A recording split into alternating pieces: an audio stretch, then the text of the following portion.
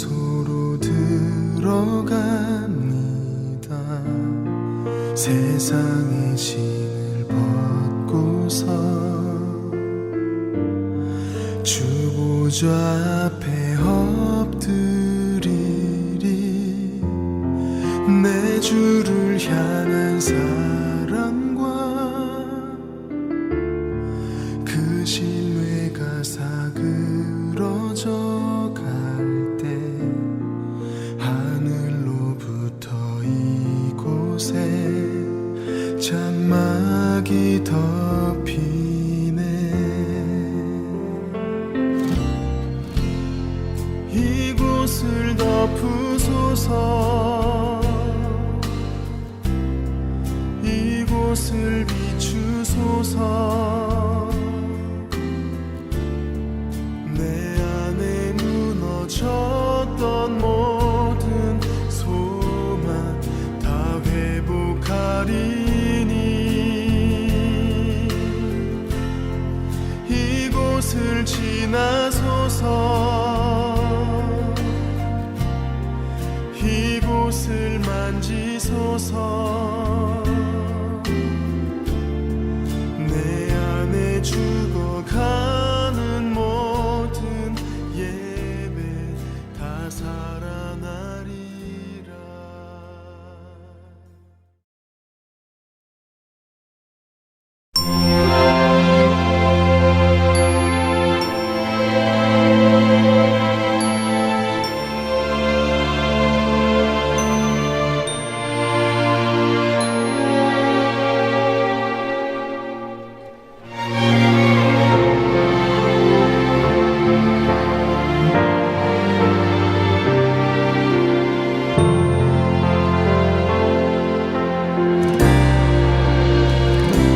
진정한 예배가 숨쉬는 교회, 주님이 주인 되시는 교회, 믿음의 기도가 쌓이는 교회, 최고의 찬양을 드리는 교회.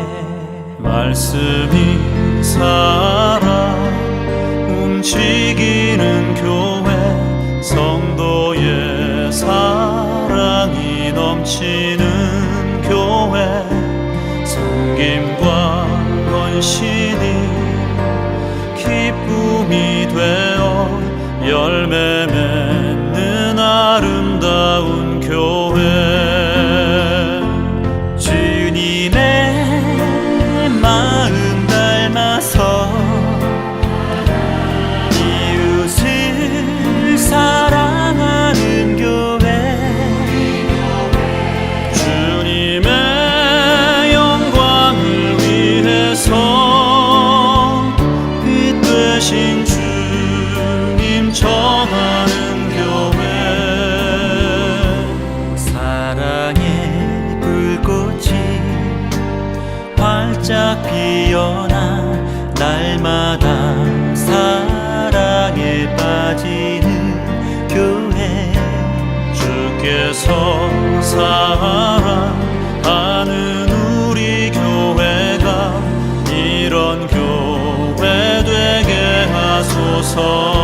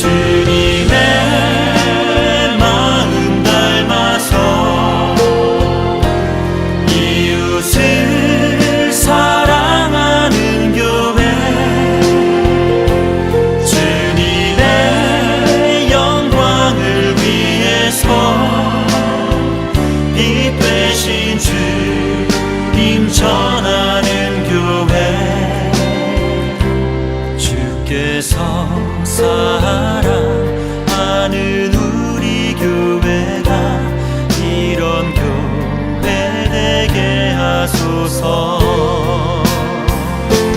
주님의 마음 닮아서 이웃을 사랑하는 교회, 주님의 영광을 위해서 이 되신 주님 전하는 교회. 사랑의 불꽃이 활짝 피어나 날마다 사랑에 빠지는 교회, 주께서 사랑하는 우리 교회가 이런 교회 되게 하소서. 주께서 사랑하는 우리 교회가 이런 교회 되게 하소서. 이런 교회 되게 하소서. 이런 교회 되게 하소서.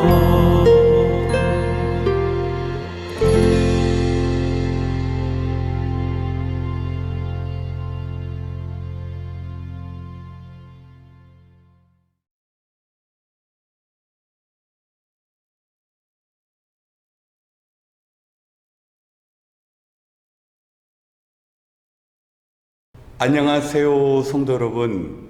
오늘 수요 기도에 오신 모든 분들을 주님 안에서 환영합니다. 이 시간 함께 나누고자 하는 말씀은 주보 성경 공부의 배경인 하박국서입니다. 하박국서는 참으로 신비로운 책입니다. 선지자 하박국이 등장하기 때문에 예언서이지만 그 내용을 살펴보면 문학의 장르상 지혜서에 해당됩니다. 그러기에 하박국서는 미래에 대한 예언뿐만 아니라 우리에게 필요한 지혜도 공급하는 책입니다.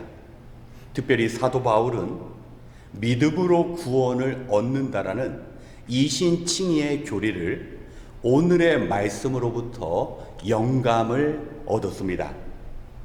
이해가 되지 않는 현실의 문제 속에서 깊은 회의와 실망을 하는 것이 아니라 선지자 하박국은 하나님께 나아가 그 답을 찾았습니다.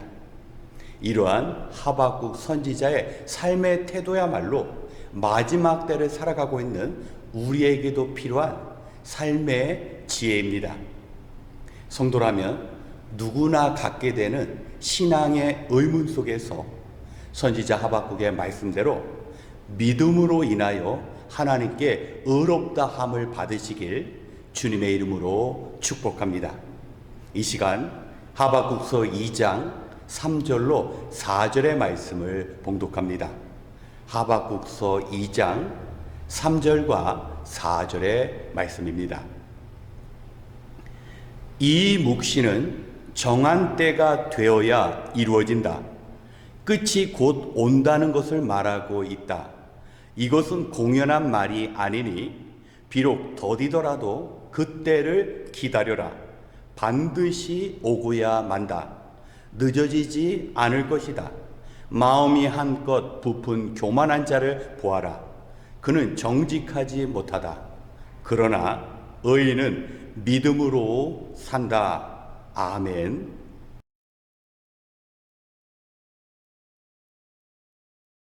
오늘 말씀에 등장하는 선지자 하박국은 끌어안다라는 이름의 뜻을 가졌습니다.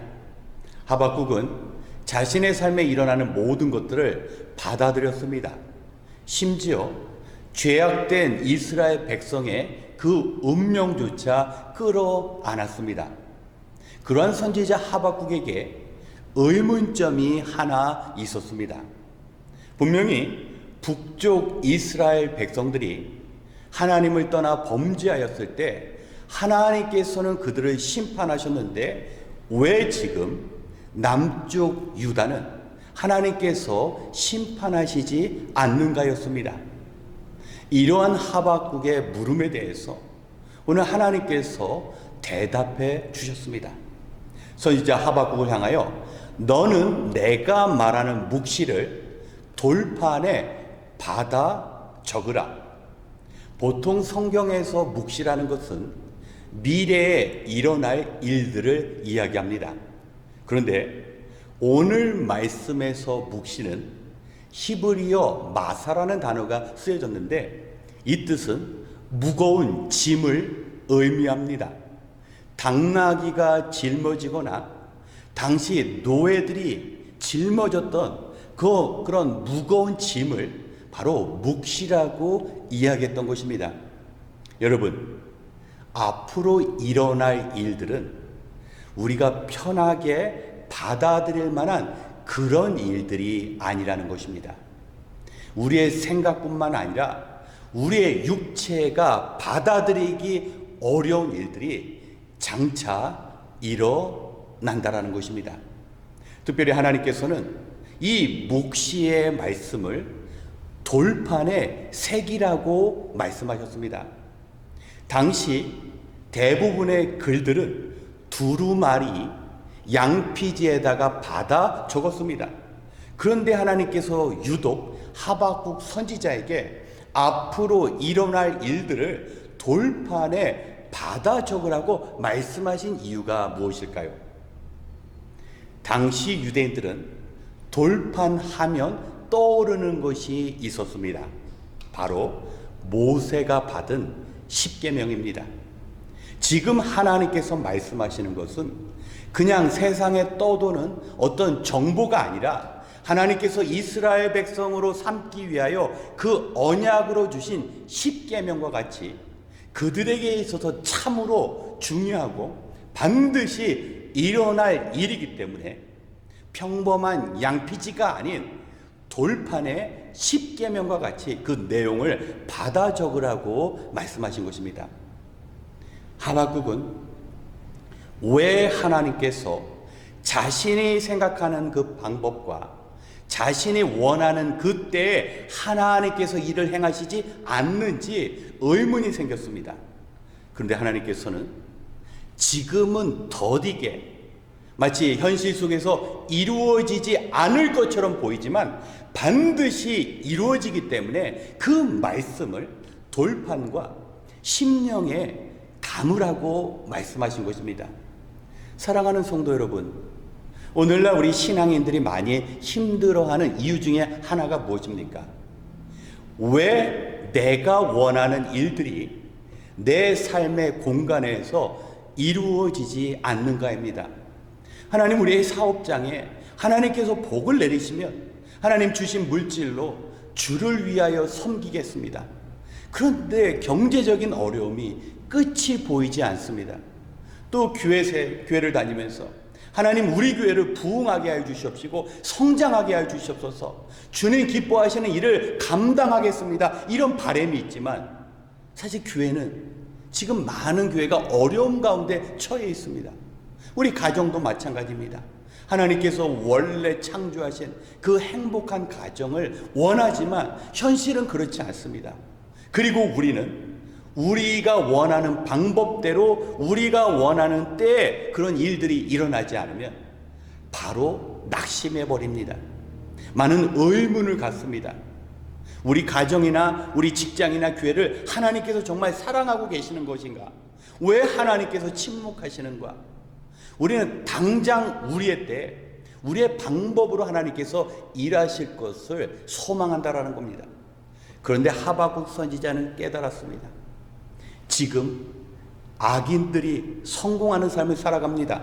강대국이 약소국을 마치 낚시를 해서 고기를 잡듯이 약한 나라들을 지배하고 있습니다.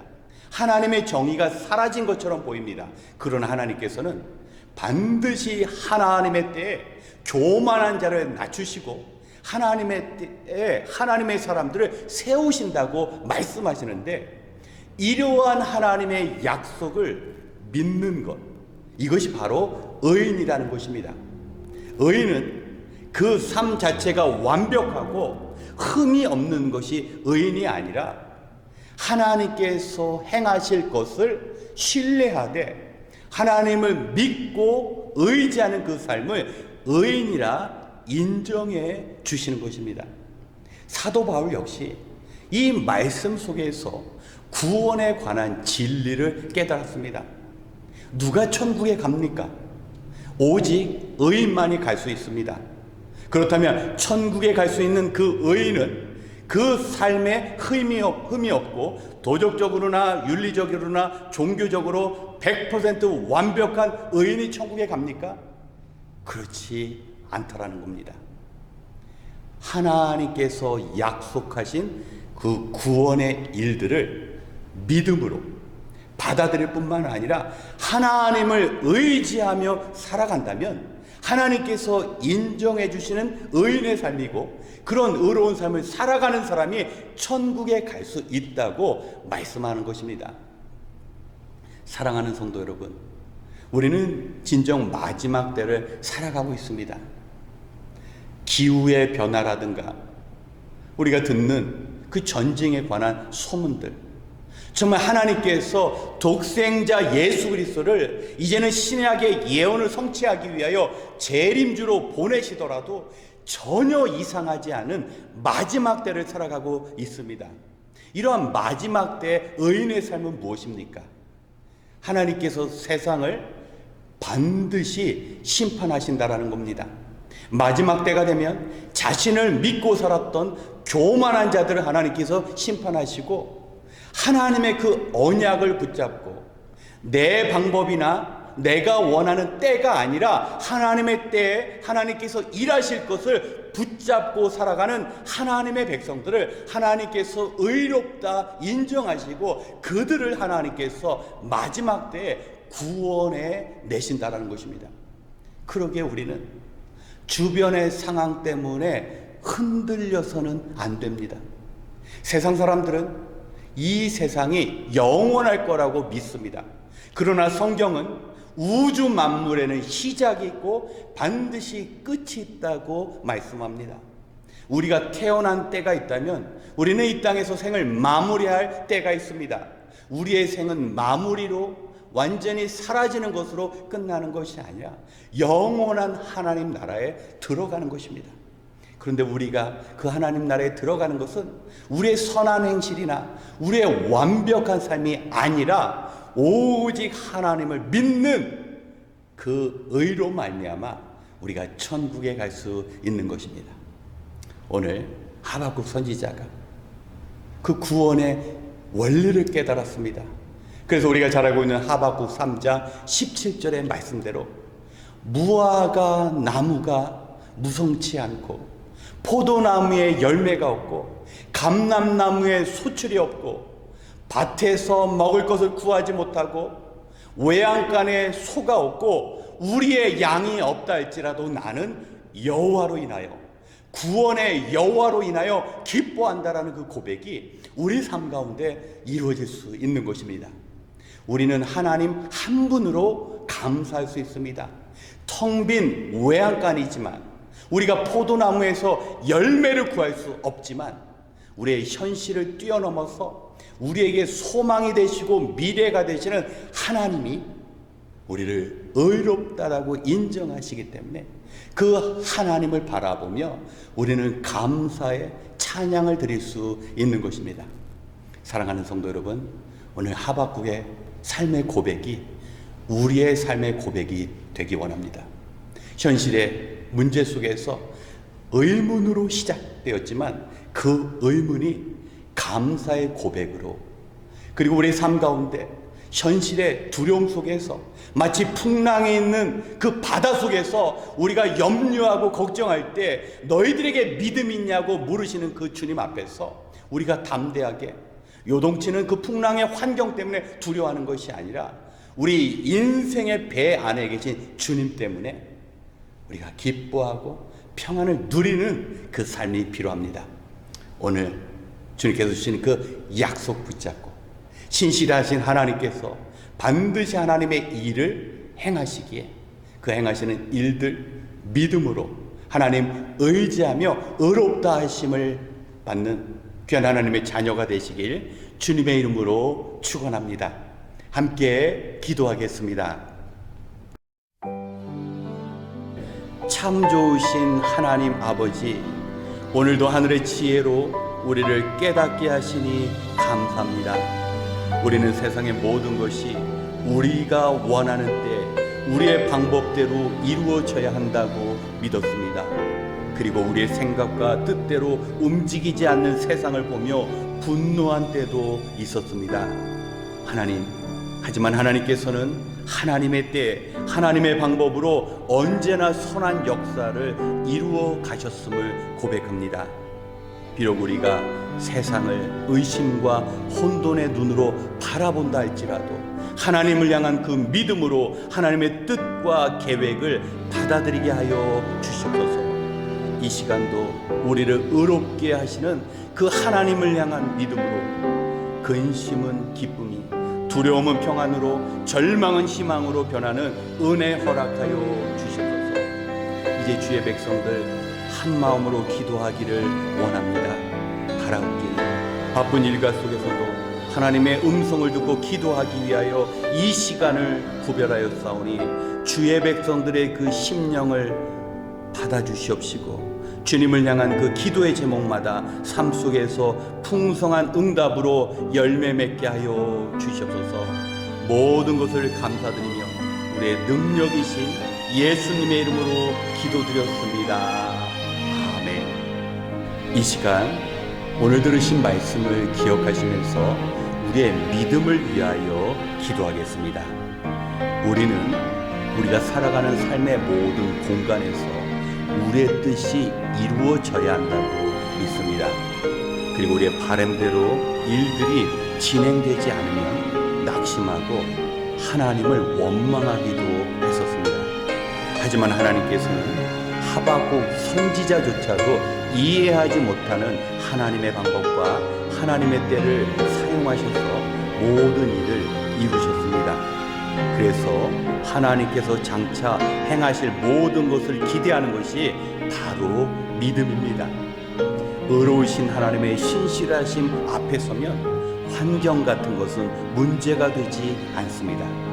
무엇보다 신자는 언제인지는 모르지만 정한 때가 있고 반드시 세상의 끝이 있다라는 사실을 믿고 받아들여야 합니다. 왜냐하면 이것이 기독교 진리의 핵심 중에 하나이기 때문입니다. 우리는 세상 사람들처럼 끝이 없는 무한한 역사를 믿지 않습니다. 성경은 주님께서 이 세상을 심판하러 오시는 그 마지막 때와 그 마지막 끝의 시대를 분명히 말하고 있습니다. 우리가 참으로 하나님을 믿는다면 하나님만으로 기뻐할 수 있습니다. 현실을 뛰어넘는 믿음이 우리의 미래를 보장하기 때문입니다. 우리가 곡간이 비었음에도 불구하고 기뻐할 수 있는 것은 그 믿음으로, 하나님을 향한 그 믿음으로 하나님께서 우리를 의롭다 하시고 우리를 구원하시기 때문입니다. 이 시간 하나님께 인정받는 의인의 믿음을 소유하는 삶이 우리 안에 펼쳐질 수 있도록 우리 함께 기도하겠습니다.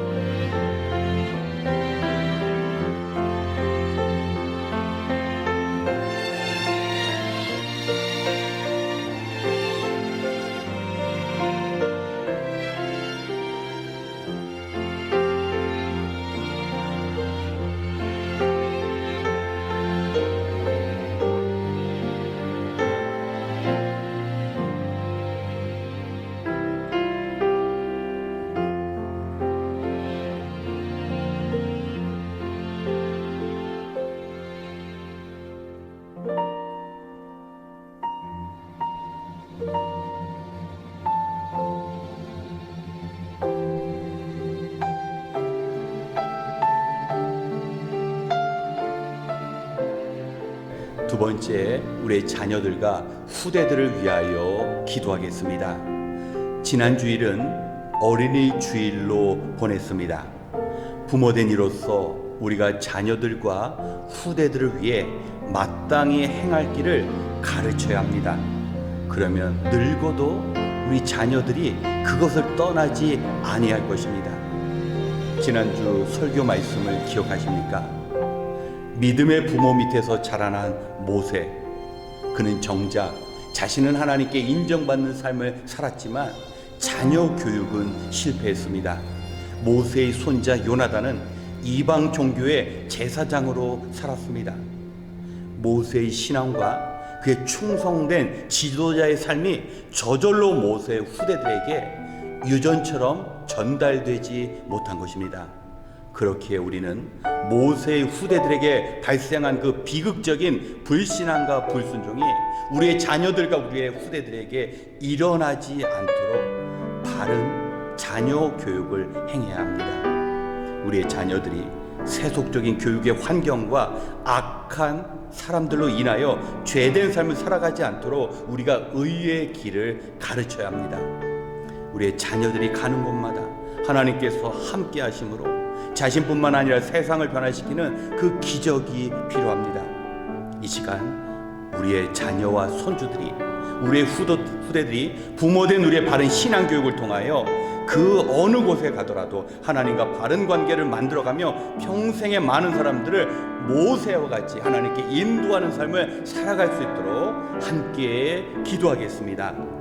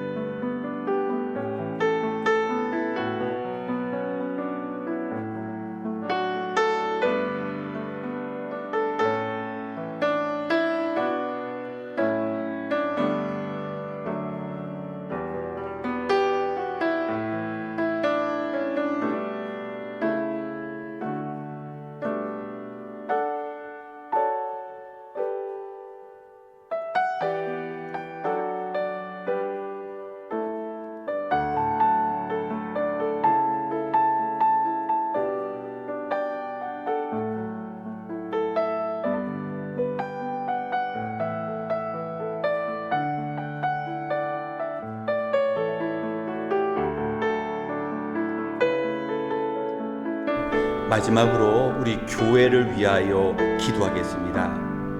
이번 토요일에 노숙자 선교가 있습니다. 세상 사람들뿐만 아니라 많은 크리스찬들도 노숙자들의 불결한 그 생활로 인하여 그들에게 가까이 가고 그들에게 선을 베푸는 것을 원하지 않습니다. 그러나 우리가 기억해야 할 것이 있습니다. 200년 전 선교사들에게 조선이라는 나라와 민족은 결코 복음을 전할 만한 가치나 이유가 없었습니다. 아니, 하나님께서도 죄인인 우리 역시 복음을 받아들일 만한 그런 가치가 있는 존재가 아니었습니다. 하나님께서는 일방적인 은혜와 사랑으로 우리와 함께 하셨기에 우리가 하나님의 자녀가 된 것이기에 그것이 바로 선교의 이유이며 목적입니다.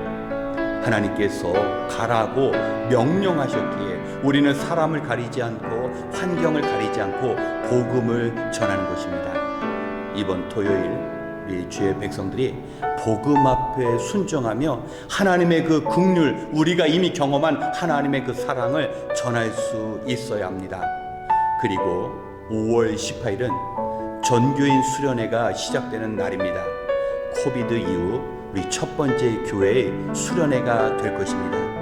우리가 주님의 이름으로 모여 함께 우리 교회 그리고 나라와 민족을 위하여 기도할 것입니다. 또한 그동안 우리가 이런저런 바쁘다란 이유로 함께 교제하지 못한 그런 만남이 주님 안에서 이루어질 것입니다. 모든 성도님들이 참여하는 행사가 되고 성령 안에서 하나된 마음으로 서로를 위로하며 격려하는 시간이 될 수 있도록 우리 수련회를 위하여 기도해 주시고 이어 개인 기도 시간을 갖겠습니다. 이 시간 먼저 노숙자 선교와 전교인 수련회를 위하여 함께 기도하겠습니다.